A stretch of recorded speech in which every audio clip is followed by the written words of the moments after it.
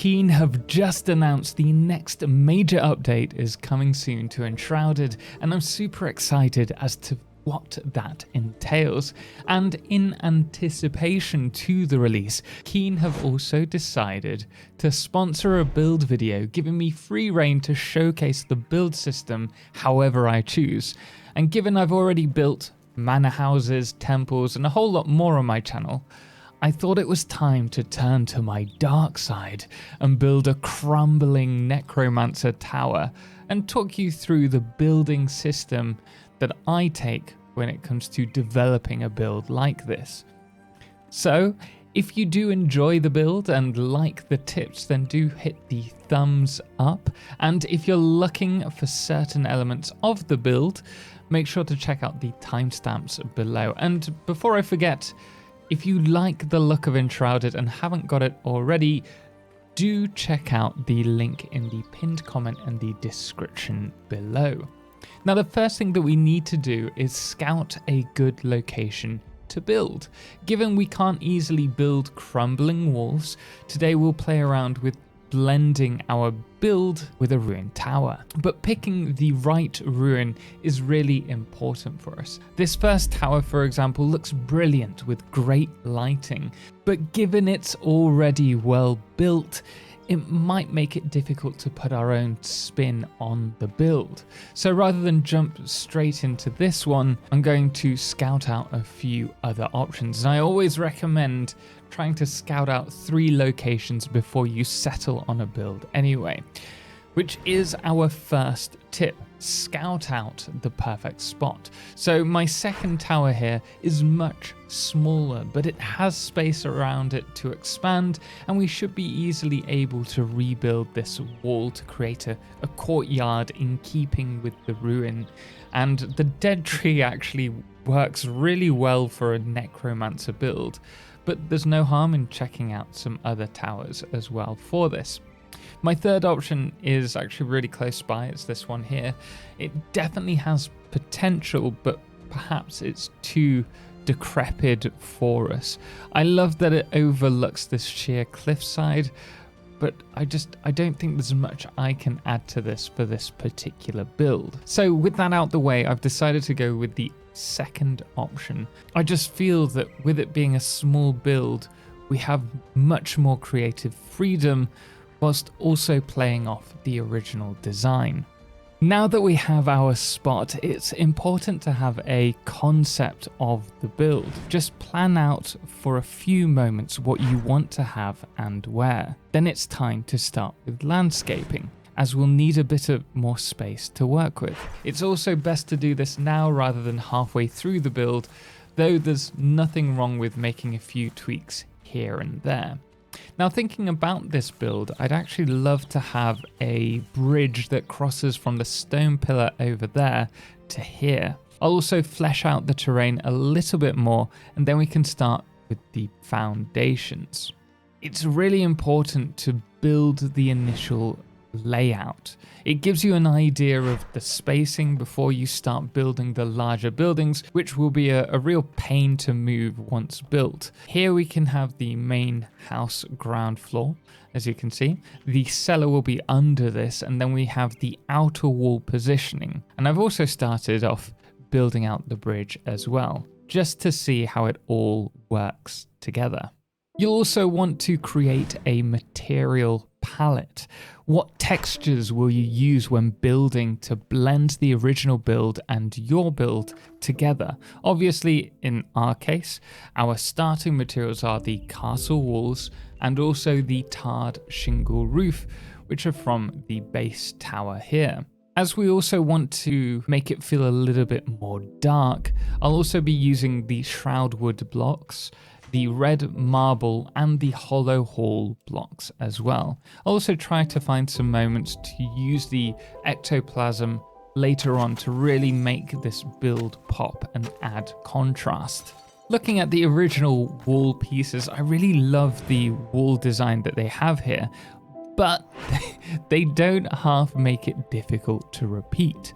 For example, with the roofing section, you have to place these small roofs and then individually remove the bottom skirt pieces, followed by filling in the sides. Now, don't get me wrong, it could be a lot more complex, but it is time consuming. But it is really important if you're trying to blend the original ruin with your own, that you know how it's formed so that you can riff off it afterwards, or even duplicate that to accentuate the build. Which then brings me on to my next point, which is finding ways to really make it your own design. For me, the roofing around the courtyard looks great, but if I add the ectoplasm blocks under the skirt and have alternate roof pieces cut out on the inside, it blends my own style with the original design, and personally I think it looks great. This particular build is about a decrepit tower falling into a state of disrepair as the magic sucks the life from around it.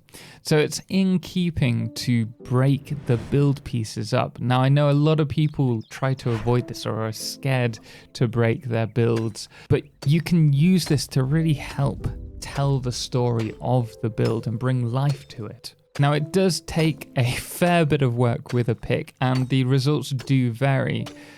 So as you can see here, sometimes it does look good, sometimes not so, but do experiment with it. You can always remove it and rebuild it should you wish. It's okay to adjust your ideas as you go, and I'm currently thinking of using this rock just in the corner to create some kind of ectoplasm stream through the courtyard.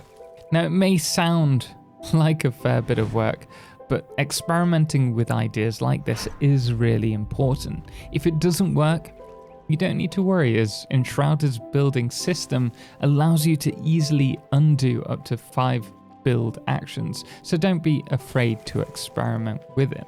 You never know what results you'll uncover. Normally, I save lighting for when I do the finishing touches and all the little details and decorations, but I think given it's a Necromancer build, it's really important to get the vibe right.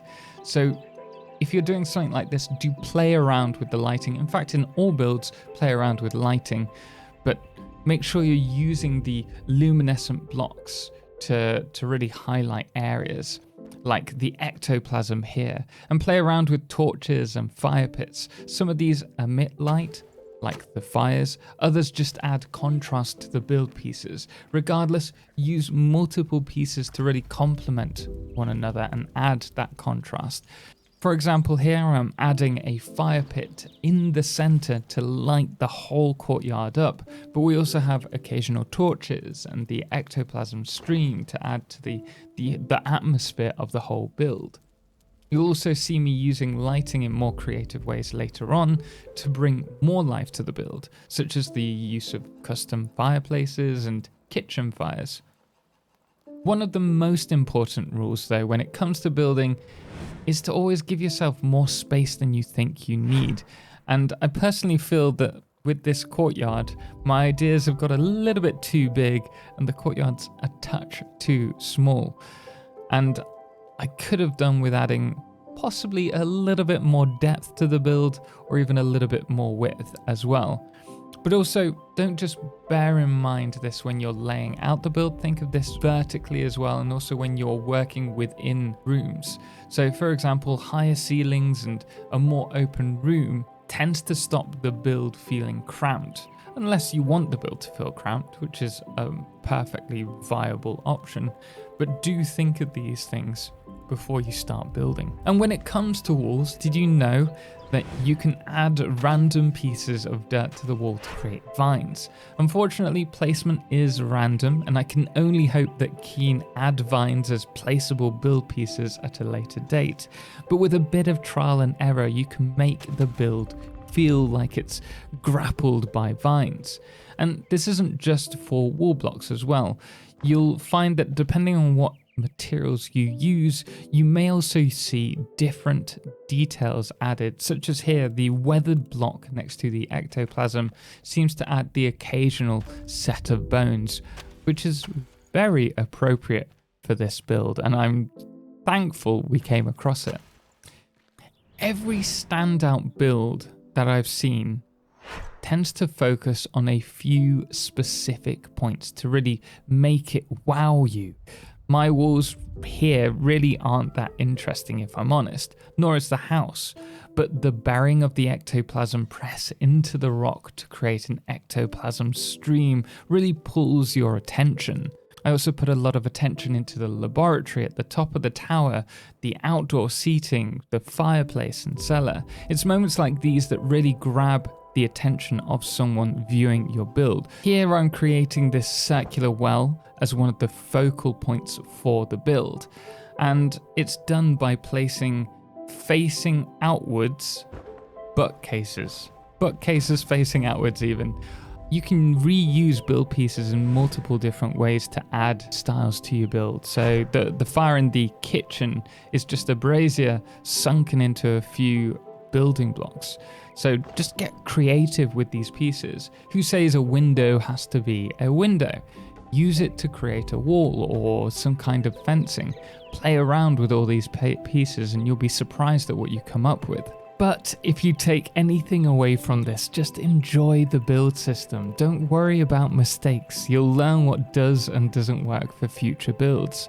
I found myself really struggling with the material selection in the game. The shingle roof was just too bright for a Necromancer tower and just looks a little off. However, I do know that now for future builds. Regardless, do let me know what you think in the comments below, and why not check out my competition temple build next. Thanks again goes to Keen for sponsoring this video. Do check the link to Enshrouded in the description below, and keep an eye out for their next huge update coming very soon. As always, thanks does go to all of our awesome patrons, most notably our Solo Clips patron Firefless, as well as our Lunas, the Calamity, Ben and Star, and our Blood Moon of the day, which today is Dr. Shotgun. Until next time, as always, ciao for now.